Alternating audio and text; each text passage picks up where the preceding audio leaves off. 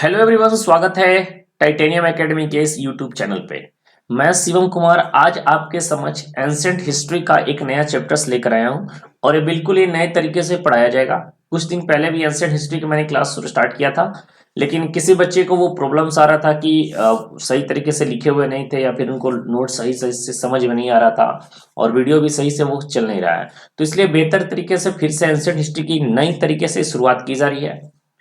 और इस ancient history क्या, आपको हिस्ट्री मैथमेटिक्स के भी आपके क्लास स्टार्ट हो चुके हैं, क्वांटिटी एप्टीट्यूड के। तो जो भी लोग क्वांटिटी एप्टीट्यूड का प्रिपरेशन करना चाहते हैं तो आप कर सकते हैं। ये बेसिकली हमारे टाइटेनियम एकेडमी पर common university entrance test UG, common university entrance test PG और महाराष्ट्र कॉमन इंट्रेंस टेस्ट, इसके अलावा इलाहाबाद यूनिवर्सिटी, ये सारी यूनिवर्सिटी एंट्रेंस एग्जामिनेशन की प्रिपरेशन करवाई जाती है। तो आप बिल्कुल इस वीडियो का हेल्प ले सकते हैं। बहुत ही डिटेल में मैं पढ़ाने की कोशिश किया हूं और इसमें मैं जिस बुक का हेल्प लिया हूं वो लुसेंट्स बुक है। कहा जाता है कि अगर आप पढ़ने बैठे, अगर आपके एग्जाम में स्टैटिक जीके का क्वेश्चंस आ रहा है तो बेस्ट बुक जो माना जाता है लुसेंट्स माना जाता है। तो बच्चों का यहां पर एक प्रॉब्लम ये आता है, तो क्या लुसेंट बुक को पूरा पढ़ पाना पॉसिबल है एक एंट्रेंस एग्जामिनेशन को प्रिपरेशन करने के लिए? तो बिल्कुल नहीं। अगर आप एंट्रेंस एग्जामिनेशन को प्रिपरेशन करने के लिए लुसेंट्स बुक को पढ़ना स्टार्ट किए तो आपके अदर सब्जेक्ट जो है वो नहीं पढ़ पाओगे। इसलिए सबसे बेहतर तरीके से मैं आपको कम समय में मैं खुद आपको लुसेंट के पूरे एंशिएंट हिस्ट्री, मेडिवल हिस्ट्री और मॉडर्न हिस्ट्री पढ़ाने जा रहा हूं। साथ ही साथ जैसे जैसे टाइम मिलेगा अदर सब्जेक्ट्स भी आपको कवर कराने की कोशिश किए करूंगा। साथ ही साथ मेरे द्वारा आपको मंथली करंट अफेयर्स के कंपाइलेशन भी दिया जाता है, बहुत बेटर वे में, अंडरस्टैंडिंग वे में, वहां से भी आप कवर कर सकते हैं। ये किन किन एग्जाम के लिए बेहतर है? अगर आप common university inter test UG PG हो, जनरल टेस्ट का पेपर हो आपका, या फिर एलएलबी का पेपर हो, बीएचयू एलएलबी हो, डीयू एलएलबी हो, महाराष्ट्र कॉमन इंटर टेस्ट का एलएलबी का पेपर हो जहां से आपके 40 मार्क्स से क्वेश्चन आते हैं, तो ये सारे पेपर्स के लिए आप इसके लिए प्रिपरेशन का हेल्प ले सकते हैं। तो चलिए स्टार्ट करते हैं। सबसे पहला चैप्टर से एंशिएंट हिस्ट्री का जो सबसे पहला जो फर्स्ट चैप्टर है वो है आपका sources of ancient Indian history. कहीं भी हम हिस्ट्री को पढ़ना स्टार्ट करते हैं तो सबसे मोस्ट इंपॉर्टेंट पॉइंट है कि इस हिस्ट्री को जो लिखा गया है वो किस आधार पर लिखा गया है। क्योंकि हिस्ट्री तो होते हैं पुरानी, अतीत के समय का जो कालखंड लिखा गया उसे ही हिस्ट्री मानते हैं। तो उस हिस्ट्री को कहां से लाया गया, क्या खोद कर लाया गया या फिर कहीं से उठाया गया, या फिर कोई अदर कंट्री के लोग हमें बताएं कि आपके देश में पहले ऐसा हुआ करता था, पहले कुछ ऐसे राजा हुआ करते थे, कुछ ऐसे मंत्री हुआ करते थे। तो जितने भी सोर्सेस है सबसे पहले हम लोग सोर्सेस से स्टार्ट करेंगे। एंशिएंट इंडियन हिस्ट्री का क्या सोर्सेस रहा है, ठीक है। तो चलिए सबसे पहले जो सोर्स में हम लोग स्टार्ट करने जा रहे हैं, जो सबसे पहले हम लोग बात करें तो कहां से इसके स्रोत को उठाया गया है, इसके स्क्रिप्ट को कहां उठाया गया है। तो पहला है रिलीजियस स्क्रिप्ट। रिलीजियस स्क्रिप्ट मतलब होता है धर्म ग्रंथ, यानी कि भारत में बहुत सारे धर्म ग्रंथ बड़े बड़े महानुभावों के द्वारा पहले लिखा गया था। जैसे आप वेद को जान सकते हैं, आप रामायण को देख सकते हैं, महाभारत को देख सकते हैं, बौद्धों के बहुत सारे ग्रंथ रहे हैं, जैनिज्म के बहुत सारे ग्रंथ रहे हैं। तो वो सारे ग्रंथों जब वहां से देखा गया है तो वहां से पुराने इतिहास के बारे में हमें पता चलता है कि इस तरह का हमारा भारत का इतिहास है। तो इसमें हमें पूरे रिलीजियस स्क्रिप्ट से सोर्सेस को उठाया गया है।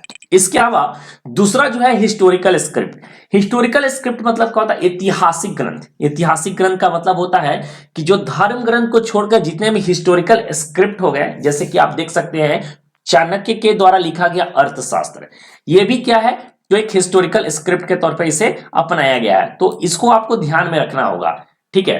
तो तीसरा है रिकॉर्ड्स ऑफ फॉरेनर। क्या है? रिकॉर्ड्स ऑफ फॉरेनर, ठीक। रिकॉर्ड्स ऑफ फॉरेनर का मतलब यह होता है कि पहले हमारे भारत में विदेशियों का विवरण। रिकॉर्ड्स ऑफ फॉरेनर का मतलब होता है विदेशियों का विवरण। पहले हमारे भारत में आपको पता होगा बिहार में नालंदा यूनिवर्सिटी काफी ज्यादा फेमस था, साथ ही साथ भारत में तक्षशिला यूनिवर्सिटी भी काफी ज्यादा फेमस रहा है। तो उस समय भारत में अलग राज्य से, अलग देशों से भारत में जो बड़े बड़े ज्ञाता थे, जो पढ़ने की इच्छा रखते थे, वो भारत में आकर पढ़ने की अपने को इच्छा रखते थे। तो इसलिए वो भारत आए और भारत आकर जब उन्होंने पढ़ाई की तो कहीं ना कहीं जो उन्होंने ज्ञान अर्जित किया तो वो कहाँ लिखेंगे? पहले तो इंटरनेट का जमाना नहीं था, तो वो लोग सारे अपने बुक्स में लिखा करते थे। तो आज के डेट में वही बुक से जब देखा गया तो भारत के वहां से हिस्ट्री को उठाया गया, देखा गया कि ये सारे बुक्स में ऐसा लिखा गया है, तो इसका मतलब भारत का हिस्ट्री कुछ ऐसा रहा होगा। इसके अलावा अगला है आर्कियोलॉजिकल एविडेंस। आर्कियोलॉजिकल एविडेंस का मतलब क्या होता है कि पुरातत्व खोज, ठीक है, यानी कि खोद कर, जैसे कि आपको पता होगा सिंधु घाटी सभ्यता जो है, इंडस वैली सिविलाइजेशन है, उसकी खोज कैसे हुई थी? खुदाई करके हुई है। जहां तहां खुदा जा रहा था तो पता चला कि यहां भी पहले कोई एक सिविलाइजेशन बसा करता था। तो यहां पर सोर्सेज जो है बेसिकली वो चार चीजों से उठाया गया है। पहला है रिलीजियस स्क्रिप्ट यानी कि धर्म ग्रंथ, दूसरा है हिस्टोरिकल स्क्रिप्ट यानी कि ऐतिहासिक ग्रंथ, तीसरा है रिकॉर्ड्स ऑफ फॉरेनर मतलब विदेशियों का विवरण, और फोर्थ पॉइंट है पुरातत्व संबंधी साक्ष्य यानी आर्कियोलॉजिकल एविडेंस। और मैं आपको एक चीज गारंटी दे रहा हूं कि पूरी हम लोग स्टोरी वे में पढ़ेंगे। दूसरा पॉइंट कि बेकार की चीजें मैं आपको नहीं पढ़ाने वाला हूं, जो मोस्ट इंपॉर्टेंट जहां से एग्जाम में जहां से क्वेश्चंस बनते हैं, मैं ज्यादा आपको कथा कहानी नहीं कहूंगा, जो ज्यादा कथा कहानी कहूंगा लेकिन जो ज्यादा कथा कहानी याद करने के लिए नहीं बनूंगा। तो आप लोग नोट्स करते जाना जैसे जैसे मैं बता रहा हूं, ठीक है, पेन कॉपी लेकर बैठना है और इसको साथ साथ नोट्स करते जाना है। चलिए अगला जो पॉइंट हम लोग देखेंगे, सबसे पहला वो है रिलीजियस स्क्रिप्ट। क्या है पहला हम लोग जो पॉइंट देखेंगे? Religious script. रिलीजियस स्क्रिप्ट में हम लोग क्या क्या देखने वाले हैं? तो पहला जो हम लोग पॉइंट देखेंगे रिलीजियस स्क्रिप्ट में यानी धर्म ग्रंथ में, पहला जो हमारा पॉइंट होगा वो होगा वेदा, ठीक है। दूसरा जो पॉइंट होगा हमारा पुराण, तीसरा जो पॉइंट होगा वेदांग, और फोर्थ पॉइंट होगा उपनिषद, ठीक है। ये टोटल हम लोग 4 पॉइंट्स को देखने वाले हैं, वेदा, पुराण, वेदांग और उपनिषद। और इसी में पूरे रिलीजियस स्क्रिप्ट को हम लोग खत्म करेंगे। साथ ही साथ कुछ बुद्धिस्ट लिटरेचर भी आपको देखने को मिलेगा और जैनिज्म लिटरेचर भी आपको देखने को मिलेगा। तो चलिए स्टार्ट करते हैं। सबसे पहले हम लोग स्टार्ट करते हैं वेद से, ठीक है, वेद। अच्छा, वेद में सबसे पहला जो वेद होता है वो है ऋग्वेद। वेद कितने प्रकार के होते हैं? 4 प्रकार के होते हैं। पहला हो गया ऋग्वेद, दूसरा वेद है सामवेद, तीसरा है यजुर्वेद और चौथा है अथर्ववेद। यानी आपसे क्वेश्चन एग्जाम में ऐसा पूछा जा सकता है कि टोटल कितने प्रकार के वेद होते हैं, हाउ मेनी टाइप्स ऑफ वेद, तो आपको बोलना है 4, ऋग्वेद, सामवेद, यजुर्वेद और अथर्ववेद, ठीक है। और एक पॉइंट आपको यहां से ये बनेगा, एक पॉइंट ये आपको बनेगा, कंपाइलेटर ऑफ वेदा महर्षि कृष्णद्वैपायन वेदव्यास। यानी कि जो वेदों को संकलन किए हैं, कंपाइल किए हैं, उनका नाम क्या है? महर्षि कृष्णद्वैपायन वेदव्यास है। और ये काफी ज्यादा इंपॉर्टेंट पॉइंट्स है, ये क्वेश्चन आपको एग्जाम में डायरेक्ट देखने को मिलेगा। तो इस पॉइंट्स को आपको अच्छे से रट के जाना है, याद करके जाना है। मैं आपको पहले ही बता दिया हूं कि कॉमन यूनिवर्सिटी एंट्रेंस टेस्ट के लिए अगर हमारे एंशिएंट हिस्ट्री को लेक्चर्स को अगर आप फॉलो कर ले तो इससे बाहर एक भी क्वेश्चन नहीं जाने वाला है, ठीक है।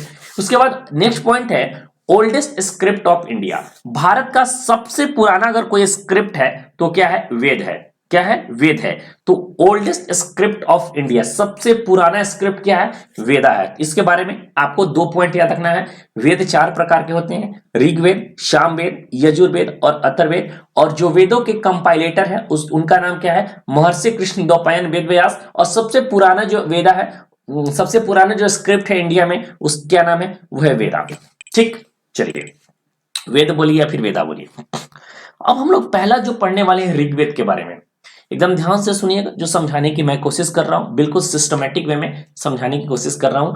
इसके बाद आप लुसेंट्स बुक को फॉलो करना, बिल्कुल इसी तरह मैं पढ़ाने की कोशिश किया हूं, ठीक है। सबसे पहले ऋग्वेद को समझना है तो ऋग्वेद में बहुत सारी रुचा दिया गई है। रुचा का मतलब होता है हिम्स, यानी कि उसका अगर मीनिंग देखा जाए, अगर हिंदी मीनिंग रुचा का क्या होता है तो रुचा ही बोला जाता है। जैसे रुचा को अगर आप श्लोक की तरह भी देख सकते हैं, तो ऋग्वेद में बहुत सारे श्लोक है जिसे रुचा कहा जाता है या फिर हिम्स कहा जाता है, ठीक है। तो उनको अगर सिस्टमैटिक नॉलेज में अगर कोई रुचा को पढ़ लेता है, उसी का मीनिंग है ऋग्वेद में। ऋग्वेद का मीनिंग क्या होता है? Collection of systematic knowledge of Rucha, ठीक है। इसके अलावा ऋग्वेद को डिवीजन कैसे किया गया है?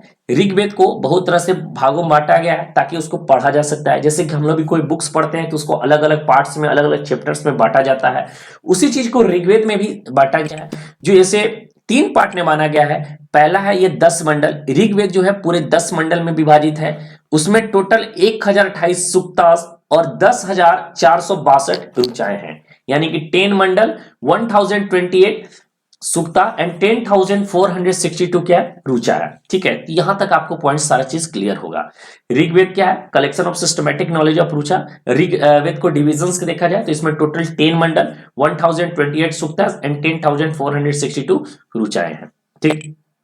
अगला जो पॉइंट है कि जो रुचाएं हैं तो उस समय भारत में दो राजाओं का बहुत नाम था। पहला नाम है आपको उसमें इंद्र और दूसरा है आपका अग्नि। ठीक है, तो इंद्र और अग्नि के लिए ऋग्वेद में इंद्र के लिए 250 और अग्नि के लिए 200 ऋचाओं उनके लिए समर्पित किया गया है। तो ये बहुत बड़ी बात है, इसको ध्यान में रखना है। ऋग्वेद में इंद्र के लिए 250 ऋचा और अग्नि के लिए 200 ऋचाओं का समर्पित किया गया है। तो यहां से आपको कौन कौन से क्वेश्चन बने? पहला क्वेश्चन बनेगा कि व्हाट इज ऋग्वेद। तो ऋग्वेद का मीनिंग होता है collection of systematic knowledge of Richa. इसके डिविजन्स की बात किया जाएगा, जो 10 मंडल, 1028 सूक्त और 10,462 ऋचाएं हैं, जिसमें इंद्र के लिए 250 और अग्नि के लिए 200 ऋचाओं को समर्पित किया गया है। ठीक, इसके अलावा एक चीज और यहां पर याद रखिएगा, एक चीज इंपॉर्टेंट पॉइंट्स ये है यहाँ पे, होत्रु। होत्रु क्या होता है? तो होत्रु का जो मीनिंग होता है आपको समझना होगा, होत्रु का मीनिंग क्या होता है।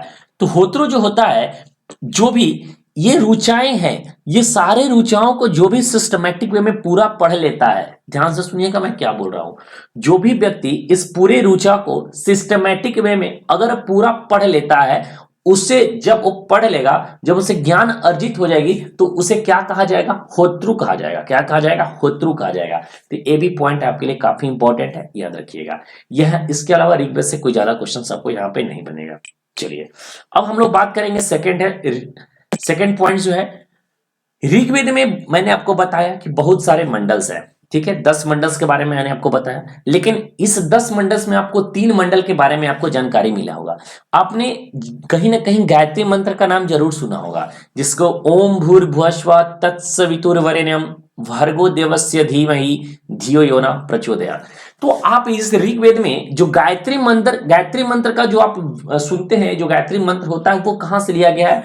तो ऋग्वेद में ही लिया गया है। और ऋग्वेद के, ठीक है, ऋग्वेद के तीसरे मंडल से, ध्यान से सुनिएगा, ऋग्वेद के तीसरे मंडल में विश्वामित्र जी द्वारा रचित गायत्री मंत्र का उल्लेख किया गया है। ठीक है, तो कहां से आपको अगर आप पूछेगा कि गायत्री मंत्र का उल्लेख कहां से है, तो ऋग्वेद में है। ऋग्वेद में कहां से है? तो 10वें मंडल में है। और इसके जो कंपोजर है वो कौन है? तो विश्वामित्र जी है। ठीक है, इसके अलावा आपको 8th मंडल को याद रखना होगा। जो 8वां जो मंडल है वो हाथ से लिखा गया है। ठीक है, अब क्या लिखा गया, हाथ से कैसा लिखा गया, इतिहास में अगर बुक्स में आप पढ़ोगे तो इसी तरह आपको दिखेगा कि 8वें मंडल को जो हाथ से लिखा गया है, उसे जो कहा गया है, देखिए यहां पर जो मैंने हिम्स लिखा है, इसका मतलब रुचा भी होता है। ठीक है, तो ये आप लोग थोड़ा सा कंफ्यूज मत होना कि मैं यहां पर रुचा नहीं लिखा हूं, दोनों मैनेज आपको कर दिया हूं, मेंटेन कर दिया हूं। जो आपको समझ में आएगा उसको मेंटेन करना होगा। तो ऋग्वेद के 8वां जो मंडल है उसको हाथों से लिखा गया है, और उसे लिखा हुआ जो मंडल है, उस पूरे मंडल को क्या कहा गया? खील कहा गया। क्या कहा गया? खील। यहां पर आप देख सकते हैं क्या कहा गया? खील कहा गया है। तो यहां पर पहला पॉइंट हो गया कि ऋग्वेद के तीसरे मंडल से गायत्री मंत्र का उल्लेख मिलता है, जिसकी कंपोजर कौन है? जो विश्वामित्र जी द्वारा रचित है। उसके बाद है माफ कीजिएगा, 8वें मंडल, 8वां जो मंडल है वो हाथ से लिखा गया है, और उसके हाथ से लिखे हुए जो रुचा है उसको क्या कहा गया? खील कहा गया। क्या कहा गया? खील कहा गया है। अब हम लोग 9वें मंडल्स की बात करेंगे। किस मंडल्स के? 9th मंडल्स की बात करेंगे। 9वें जो मंडल्स है वो गॉड सोम के प्रति उल्लेखित है। किसके प्रति उल्लेखित है? गॉड सोम। गॉड सोम क्या होता है? वनस्पति। गॉड सोम का मतलब होता है वनस्पति के देवता। तो 9वें मंडल जो है उसे वनस्पति देवता का उल्लेख है। जैसे आज के डेट में इंद्र को, अग्नि को अलग अलग जैसे गॉड्स माना जाते हैं, उस समय जो वनस्पति के देवता थे, यानी कि आपको वनस्पति का मतलब होता है आपको प्लांट वगैरह। ठीक है, जो भी प्लांट के जो देवता अभी उस समय थे वो सोम माने जाते हैं, और इनका जो उल्लेख है वो 9वें मंडल में इसका उल्लेख किया गया है। तो ऋग्वेद के तीसरे मंडल में गायत्री मंत्र का उल्लेख है, जिसे विश्वामित्र जी द्वारा रचित किया गया है। ऋग्वेद के 8वें मंडल के हाथ से लिखा हुआ जो रुचाएं हैं, जो हिम्स है, उसे खील कहा गया है, और 9वें मंडल में गॉड सोम का उल्लेख है। ठीक है, उसके अलावा एक और आपको ध्यान में रखना होगा, ऋग्वेद का जो 10वां मंडल है उसमें 4 वर्ण के बारे में आपको जानकारी मिलेगी। यानी जो वर्ण सिस्टम है वो ऋग्वेद के समय से ही चला आ रहा था। ये वर्ण में कौन कौन है? तो पहला है ब्राह्मण, दूसरा है क्षत्रिय, तीसरा है शूद्र, और चौथा है वैश्य। तो ये आपको पूछा जा सकता है कि ऋग्वेद के कौन से मंडल से 4 वर्ण के बारे में जानकारी हमें मिलती है? तो ऋग्वेद के 10वें मंडल से हमें 4 वर्ण के बारे में जानकारी मिलती है। हमारे सोसाइटी जो थी वो 4 भागों में विभाजित थी, इसमें ब्राह्मण, क्षत्रिय, शूद्र और वैश्य हुआ करते थे। ठीक है, इतना पॉइंट्स आपको सारा क्लियर होगा। चलिए अब हम लोग बात करेंगे नेक्स्ट पॉइंट्स पे सामवेद के बारे में। सामवेद में आपको बेसिकली 1 से 2 पॉइंट्स आपको याद रखना है कि सामवेद को फादर ऑफ इंडियन म्यूजिक कहा जाता है। क्या कहा जाता है? Father of Indian music. कहीं से आपसे क्वेश्चन पूछिएगा कि किस वेद को फादर ऑफ इंडियन म्यूजिक कहा जाता है, तो सामवेद को। और इसके जो रीडर्स हैं उसको क्या कहते हैं? उद्गात्री। और ऋग्वेद के जो रीडर्स थे उनको क्या कहा जाता था? होत्री। तो इसके अलावा सामवेद से आपसे क्वेश्चन नहीं पूछेगा। जहां से क्वेश्चंस बनते हैं एग्जाम में, मैं उसी पॉइंट्स को सिर्फ आपको बता रहा हूं, ज्यादा कथा कहानी नहीं बता रहा हूं। इसको आप लोग ध्यान से आप लोग नोट्स डाउन करने की कोशिश करना। अब हम लोग बात करने वाले हैं यजुर्वेद के बारे में। क्या होता है यजुर्वेद? तो यजुर्वेद में आपको कंपाइलेशन ऑफ वैदिक रिचुअल रूल्स के बारे में दिया गया है। यानी टोटल जितने भी रिचुअल्स रूल होते हैं वो सारे जो कंपाइलेशन जो हमारे मिले हैं वो कहां से मिले हैं? यजुर्वेद से ही मिले हैं। ठीक है। और जैसे कि ऋग्वेद को जो रीडर्स थे उनको होत्रु कहा गया, सामवेद के रीडर्स को उद्गात्री कहा गया, उसी तरह यजुर्वेद के जो रीडर्स थे उसे अथर्वयु कहा गया। क्या कहा गया? अथर्वयु कहा गया है। और ये पहला ऐसा वेद है, यजुर्वेद एक पहला ऐसा वेद है जो प्रोज और वर्स दोनों में है, यानी गद्य एवं पद्य ये दोनों में अवेलेबल है।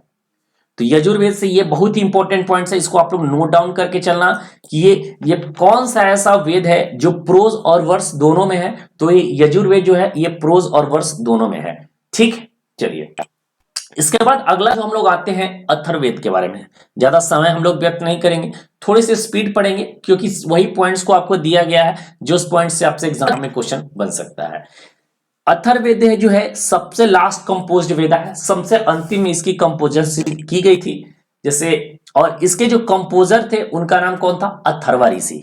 तो यहां से आपको याद रखा जा सकता है अथर्ववेद से अथर्वा ऋषि इसके ऑथर थे।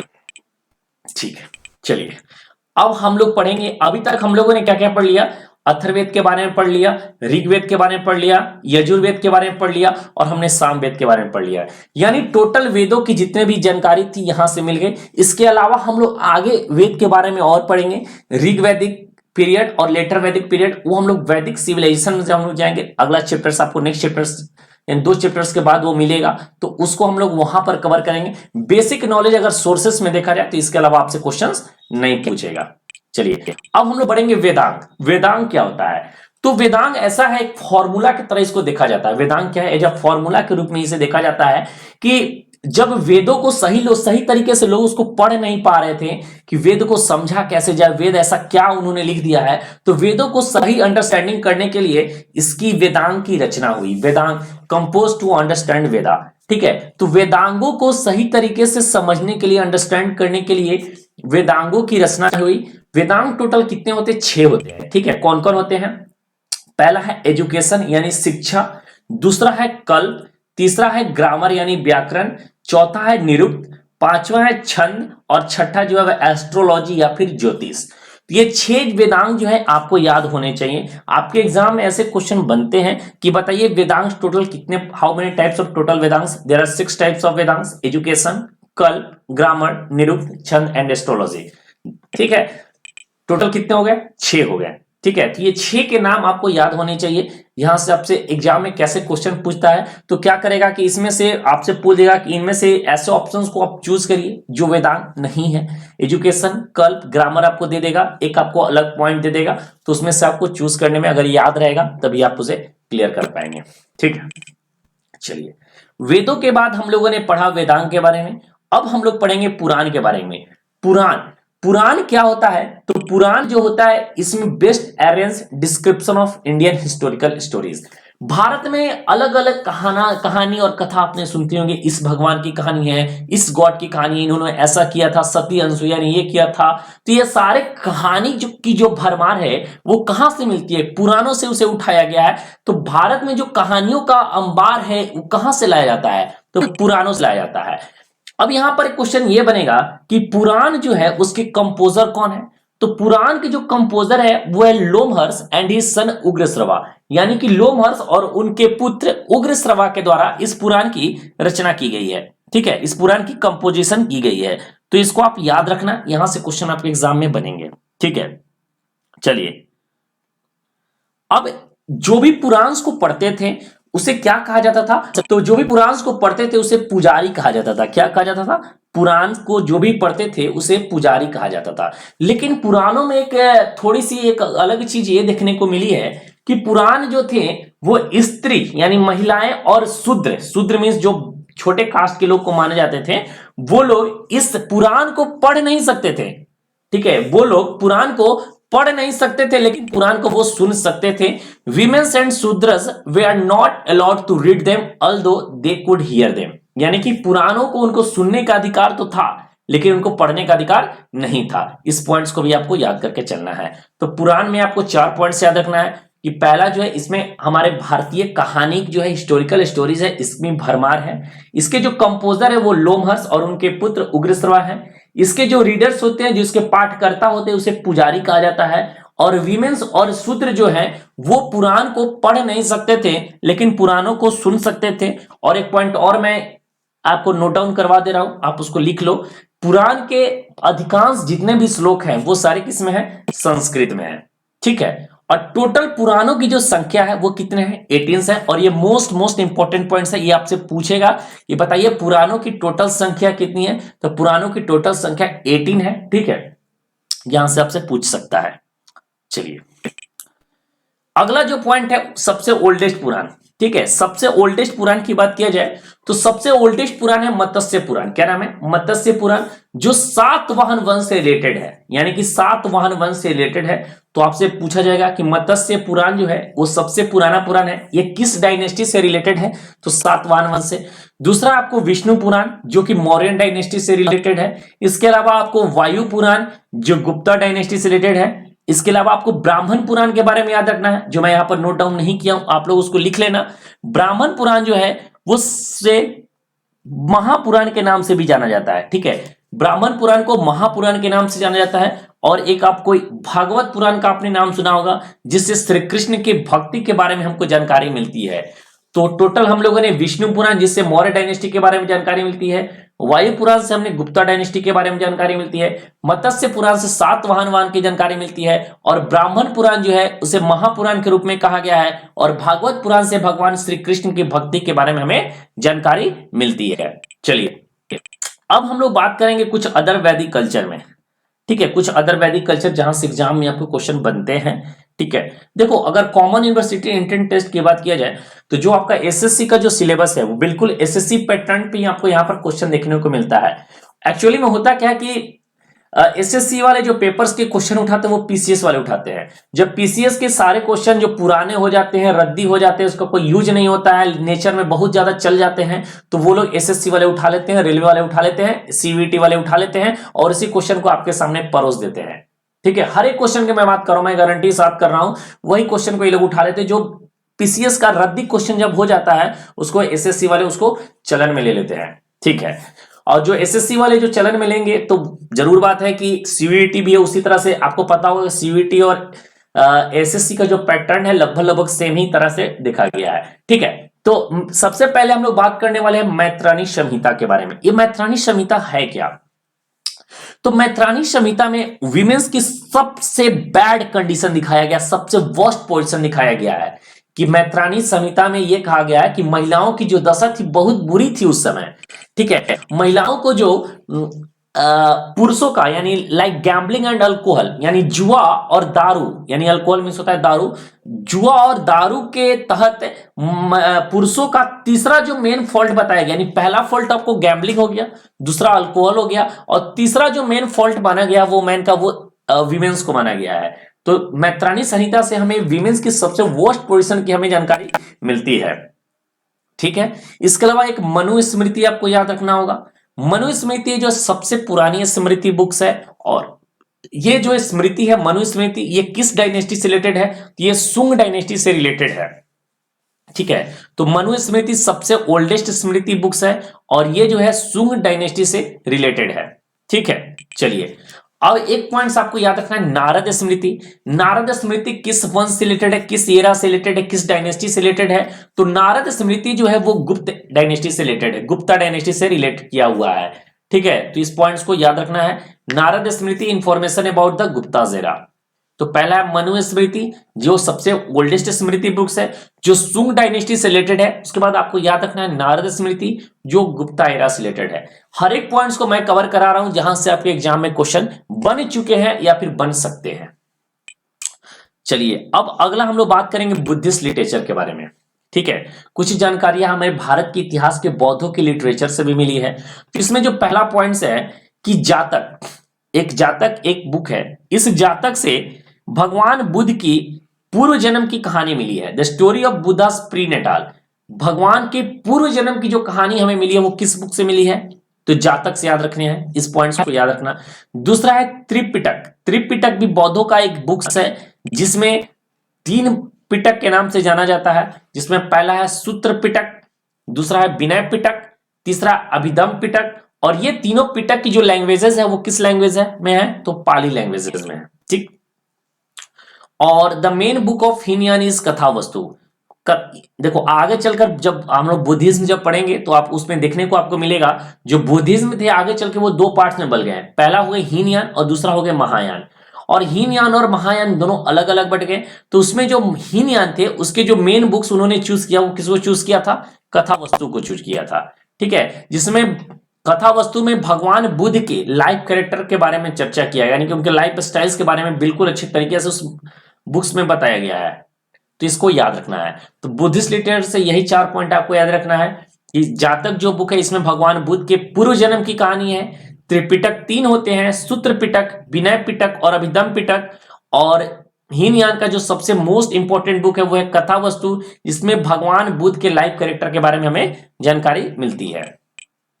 अब हम लोग बात करेंगे जैन लिटरेचर। किसकी बात करने वाले हैं? तो हम लोग बात करेंगे जैन लिटरेचर। ठीक है, अगर हमारी वीडियो आपको अच्छी लग रही हो तो सभी एक बार वीडियो को जरूर लाइक की दीजिए और चैनल को सब्सक्राइब कर लीजिए। आपको पेड कंटेंट मैं बिल्कुल फ्री ऑफ कॉस्ट पढ़ा रहा हूं। इस तरह के आपको कंटेंट जो है पेड में दिए जाते हैं, लेकिन मैं बिल्कुल फ्री आपको दे रहा हूं ताकि आप लोग अच्छे से अपना प्रिपरेशन को स्टार्ट कर सके। ठीक है, तो सबसे पहले जैन लिटरेचर है। जैन लिटरेचर को क्या कहा जाता है? तो आगम कहा जाता है। ठीक है, जैन साहित्य जो होते हैं, जैन साहित्य को आगम कहा जाता है। ठीक है, आगम। इसके अलावा आपको जैन साहित्य का 3 इंपॉर्टेंट लिटरेचर आपको याद रखना होगा मेजर में। पहला है भगवती सूत्र, दूसरा है कल्प सूत्र। ठीक है, 2 याद रखना है, भगवती सूत्र और कल्प सूत्र।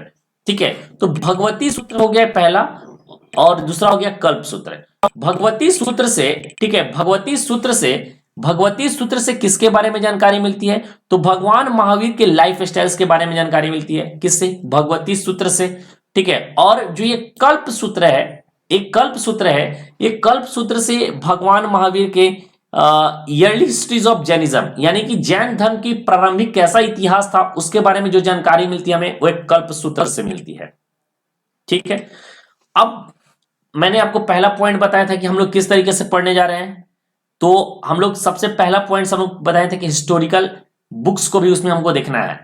हिस्टोरिकल बुक्स में जो पहला बुक है वो है अर्थशास्त्र। काफी फेमस है, काफी बार यहां से क्वेश्चन आपको एग्जाम में देखने को मिला गया होगा, कई बार इस क्वेश्चन को पूछा गया है।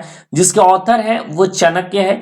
चाणक्य के 3 नाम से जाना जाता है। पहला है चाणक्य, दूसरा है विष्णुगुप्त और तीसरा है कौटिल्य। ये तीनों नाम को आपको याद रखना होगा। चाणक्य को ये 3 नाम से जाना जाता था, जो अर्थशास्त्र के लेखक हैं। दूसरा आपको याद रखना है कि जो अर्थशास्त्र जो बुक्स है वो Mauryan political and social status के बारे में जानकारी देता है। जैसा कि आपको पता भी होगा कि चाणक्य जो थे चंद्रगुप्त मौर्य के प्रधानमंत्री थे। तो चंद्रगुप्त मौर्य के जो प्रधानमंत्री थे तो वो जरूर नॉर्मल सी बात है कि अगर कोई बुक्स लिखेंगे तो मौर्यन एम्पायर के बारे में ही लिखेंगे। तो ये पॉइंट को याद रखना है। और जो अर्थशास्त्र है ये टोटल 15 पार्ट्स और 180 चैप्टर्स में बटा है। कितने? 15 पार्ट्स और 180 चैप्टर्स में पूरे अर्थशास्त्र को बांटा गया है। और इसकी जो लैंग्वेजेस है वो क्या लैंग्वेजेस है? संस्कृत है। ठीक है, इसकी लैंग्वेजेस क्या है? संस्कृत है। तो अर्थशास्त्र के बारे में आपको ये 4 पॉइंट याद रखना है कि इसके ऑथर चाणक्य है। चाणक्य के 3 नाम से जाना जाता है, चाणक्य, विष्णुगुप्त और कौटिल्य। ये जिन्होंने अर्थशास्त्र किताब लिखा है वो Mauryan political and social status पे डिपेंड है। ये जो अर्थशास्त्र बुक है ये 15 पार्ट्स और 180 चैप्टर्स में डिवाइडेड है।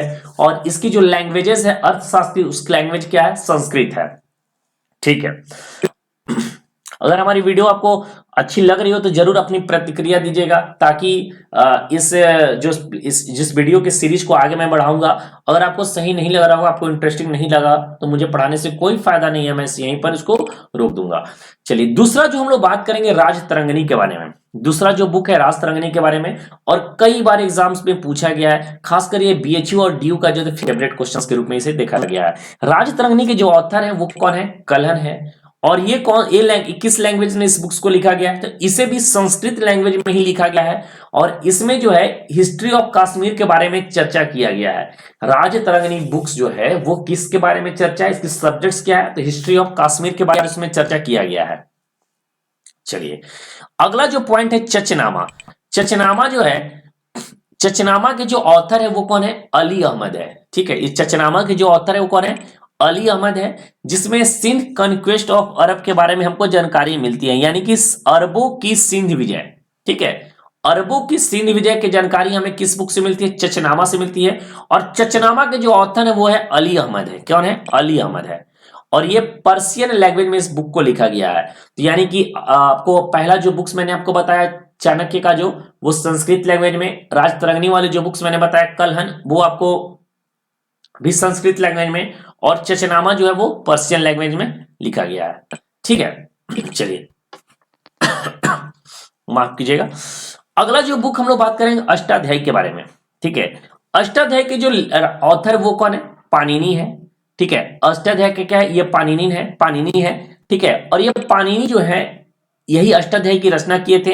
और ये जो अष्टाध्यायी बुक है ये संस्कृत व्याकरण का सबसे पहला ग्रंथ इसे माना जाता है। ठीक है, first book of Sanskrit grammar.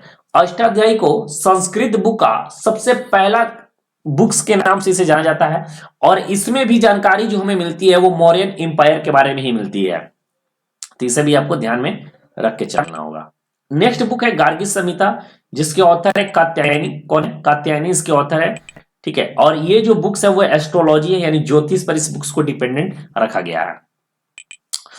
ठीक है, और he gives information about the Greek invader in India. यहां पर ही होगा, उसको हिच को हटा लेना है।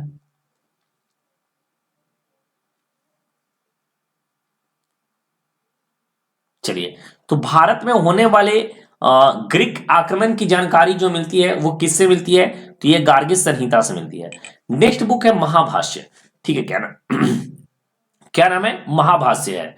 महाभाष्य के जो लेखक है उनका नाम क्या है? पुष्यमित्र सुंग। क्या नाम है? पुष्यमित्र सुंग के पुरोहित पतंजलि। माफ करिएगा, महाभाष्य जो पुस्तक है उसके जो ऑथर है वो पुष्यमित्र सुंग के पुरोहित पतंजलि है। ठीक है, इसको भी याद रखना है। तो अभी तक हम लोगों ने क्या क्या पढ़ लिया? हम लोगों ने जो बुक्स पढ़े, ये बुक्स सारी इंपॉर्टेंट है, इसको आपको याद होने चाहिए। कौन कौन से हम लोग बुक्स के बारे में पढ़ ले? पहला हम लोगों ने जिस बुक्स के बारे में पढ़ा वो अर्थशास्त्र के बारे में पढ़ा, जिसके ऑथर कौन है? चाणक्य है।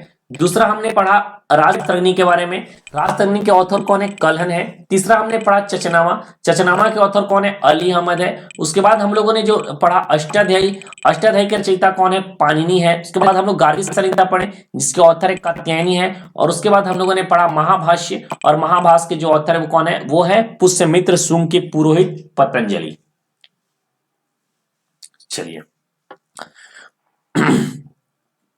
अब यहां तक ये सारी बुक्स जो है यहां से जानकारी मिली है।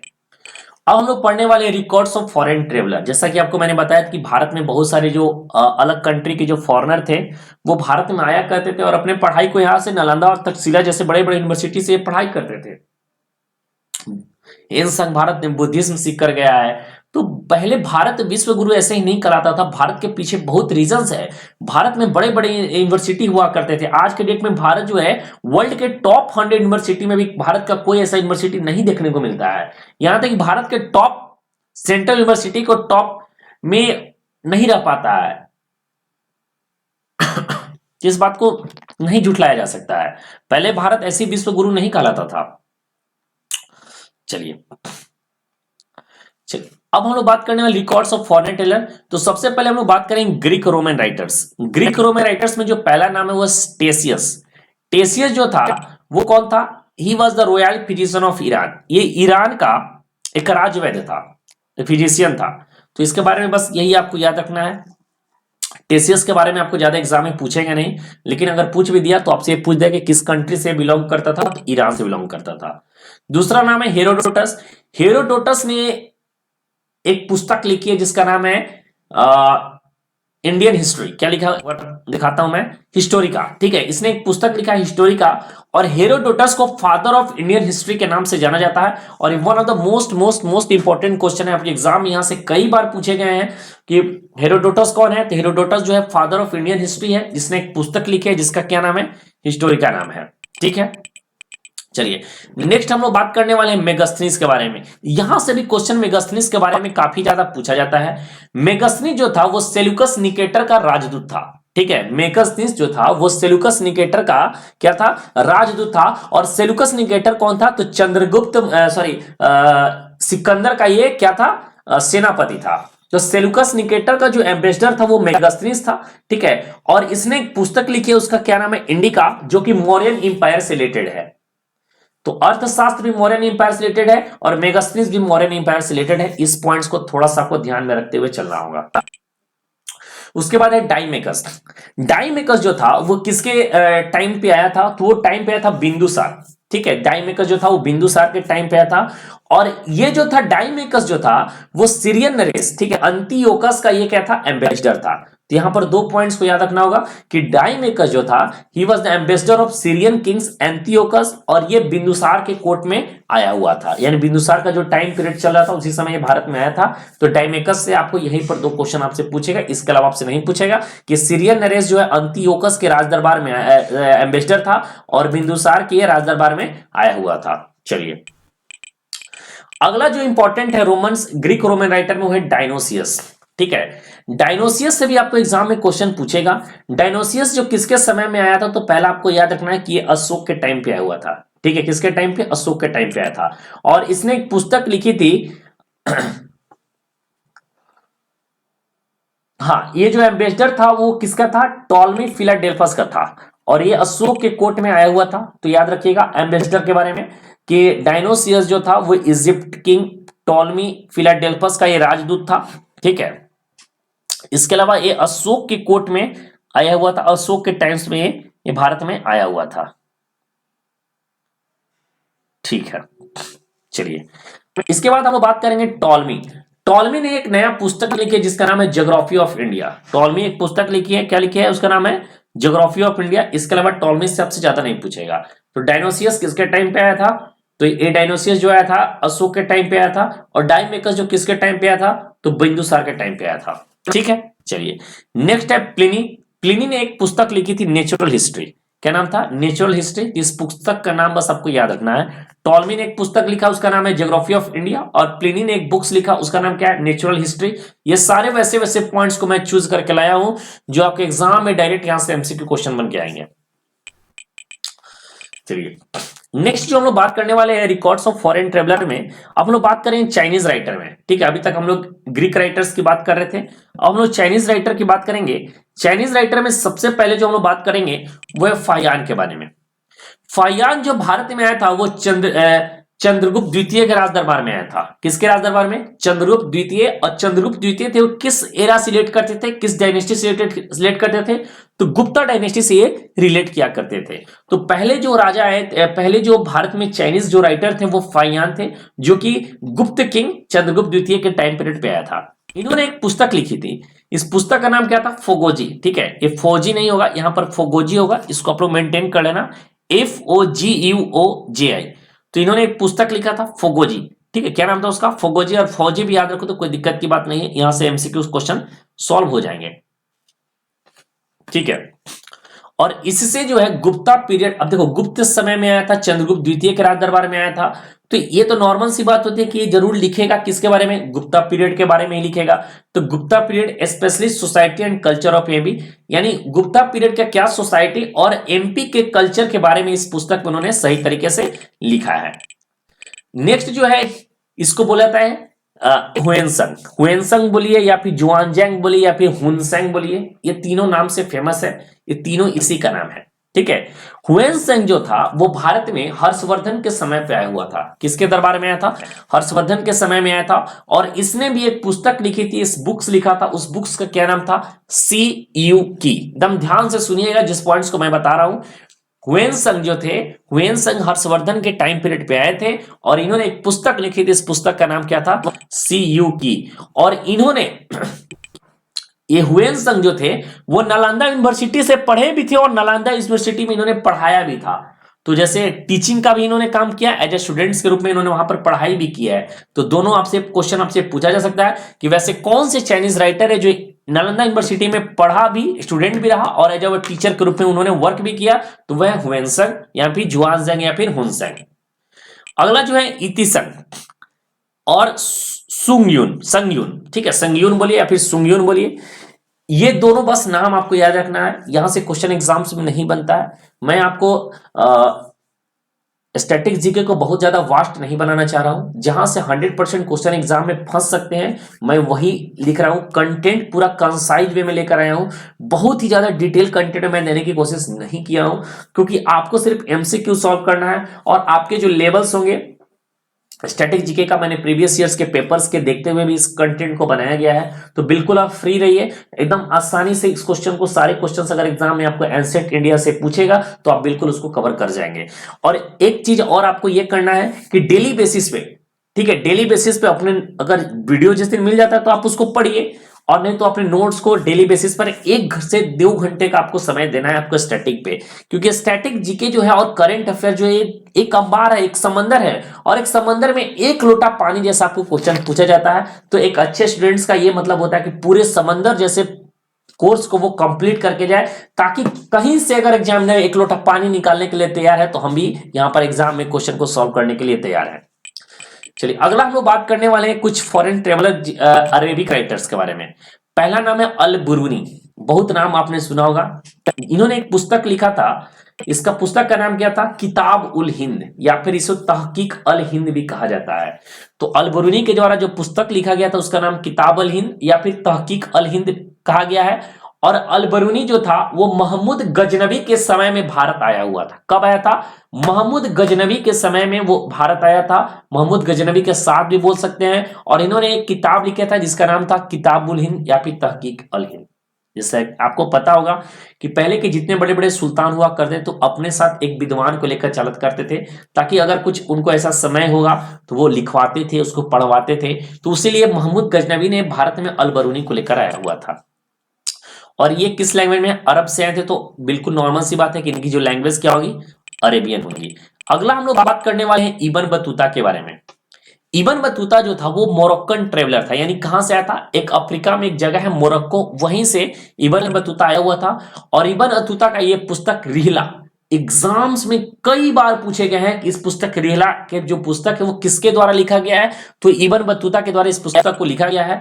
और 1333 में, याद रखिएगा, 1333 यानी 1333 में मोहम्मद बिन तुगलक ने इब्न बतूता को काजी अपॉइंट किया था। काजी का मतलब होता है जज, ठीक है। तो बहुत बहुत बहुत बड़ी बात है। तो यहां से आपको एग्जाम में 3 क्वेश्चन बनेंगे। पहला क्वेश्चन था कि इब्न बतूता कहां से आया था, कहां का ट्रेवलर था? तो मोरक्को का ट्रेवलर था। दूसरा क्वेश्चन ये बनेगा इनके इसके बुक्स का नाम क्या है? तो रिहला। और तीसरा क्वेश्चन ये पूछेगा कि किस राजा ने इसे इब्न बतूता को एज ए जज अपॉइंट किया था, एज ए काजी अपॉइंट किया था? तो उनका नाम था मोहम्मद बिन तुगलक। और इसके बाद एक नाम याद रखना है, तारनाथ। तारनाथ ने एक पुस्तक लिखा था जिसका नाम था कंग्यूर एंड तंग्यूर। बस यही याद रखना है, कंग्यूर और तंग्यूर। तो तारनाथ जो पुस्तक है, उस तारनाथ जो राइटर हैं उन्होंने एक पुस्तक लिखी थी जिसका नाम था कंग्यूर और तंग्यूर, ठीक है। अब कुछ इंपॉर्टेंट फैक्ट्स के बारे में हम लोग जानेंगे। कुछ इंपॉर्टेंट फैक्ट्स हैं जिसको बारे में एक्स्ट्रा जो इंपॉर्टेंट फैक्ट्स है वो भी आपको पता होना चाहिए। जिससे पहला जो पॉइंट है जहां से एग्जाम में क्वेश्चन बनते हैं, पहला जो पॉइंट है, oldest coin is known as Ahad coins. यानी कि पुराने कॉइन्स को क्या कहा जाता है? तो अहाद कॉइन्स कहा जाता था, ठीक है। और पहला जो articles on coin, first articles on coins, यानी कॉइन पे यानी सिक्कों पर सबसे पहले अगर कुछ लिखने का जो स्टार्ट किया था वो ग्रीक के द्वारा शुरू की गई थी, ठीक है। किसके द्वारा शुरू की थी? ग्रीक के द्वारा शुरू की थी। तो ये रहे पूरे आपको चैप्टर 1 एंशिएंट इंडियन हिस्ट्री का। एकदम डिटेल में बताया हूं, बहुत कंसाइज वे में है। कोशिश मेरी यही थी कि आपको वीडियो के समय में ही आपको सारा चीज आपको याद दिला दूं। तो बिल्कुल है कि अगर आप वीडियो को देखते हैं तो आपको 40% आपको यहीं से याद हो जाता है। अगर आप नोट्स बनाए होंगे तो आपको 50% याद हो गया होगा। इसको पहला बार अगर रिवीजन करोगे तो 60% हो जाएगा, दूसरा बार रिवीजन करोगे तो 80% हो जाएगा, और तीसरा बार रिवीजन करोगे तो पूरा कंठस्थ हो जाएगा, बिल्कुल याद हो जाएगा। तो ये रहा पूरे डिटेल्स में मैंने एंशिएंट इंडियन हिस्ट्री का चैप्टर 1 आपको कंप्लीट कराया। अगर आपको वीडियो अच्छी लगी हो तो बताइएगा जरूर, प्रतिक्रिया जरूर दीजिएगा कि कैसी रही, क्या इस सीरीज को मैं डेली बेसिस पे आपको मेंटेन करवाऊं, ताकि यहां से अगर जितना हो सके क्वेश्चंस को आप लोग मेंटेन कर सके। मेरा काम तो ये रहा। आपको क्या काम करना है कि इसको अच्छे तरीके से नोट डाउन कर लेना जहां पर छूटा होगा, और आपको चैनल को सब्सक्राइब कर लेना है, ताकि आपको फर्दर जितने भी नोटिफिकेशंस हो गए, चाहे वो जनरल टेस्ट सीयूईटी के लिए हो, चाहे सीयूईटी पीजीज, बीएचयू एलएलबी हो, डीओएलएलबी हो, आपको एमएड सीईटी हो, इलाहाबाद यूनिवर्सिटी का कोई एग्जाम्स हो, वो सारे रिलेटेड इंफॉर्मेशन हमारे चैनल से आपको मिलेंगे। तो इस चैनल से जुड़े रहने के लिए धन्यवाद। आप लोग चैनल को सब्सक्राइब कीजिए। मिलते हैं नेक्स्ट वीडियो में। जय हिंद।